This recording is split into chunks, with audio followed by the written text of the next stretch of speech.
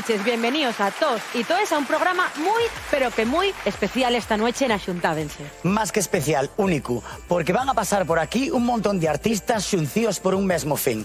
Cantar y cantar por un hombre muy especial para todos los asturianos y también para los que no son asturianos. Porque esta persona y un artista que supo llegar a lo más fondero de los nuestros corazones. Pero todavía no vamos a desvelar quién ye, lo que sí, dar una pista a nuestros espectadores. Así ye, los primeros artistas que van a pisar ahora mismo el escenario de Axuntádense vienen desde el mismo lugar que vio nacer al nuestro invitado. Y son el coro más veterano que tenemos en Asturias. El Orfeón de Mieres.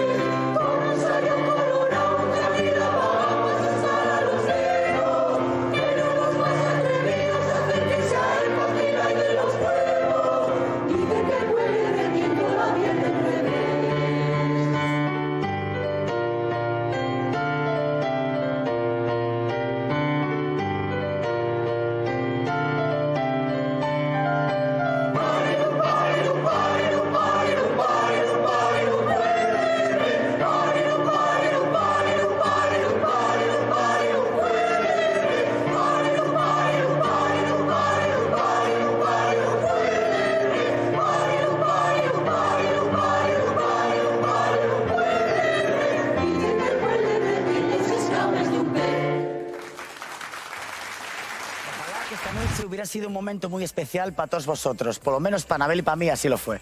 Gracias por estar al otro lado. Y como dice la canción del Orfeón de Mieres que viene a continuación para despedir el programa, solo pienso en ti. En nuestro caso, solo pensamos en vosotros.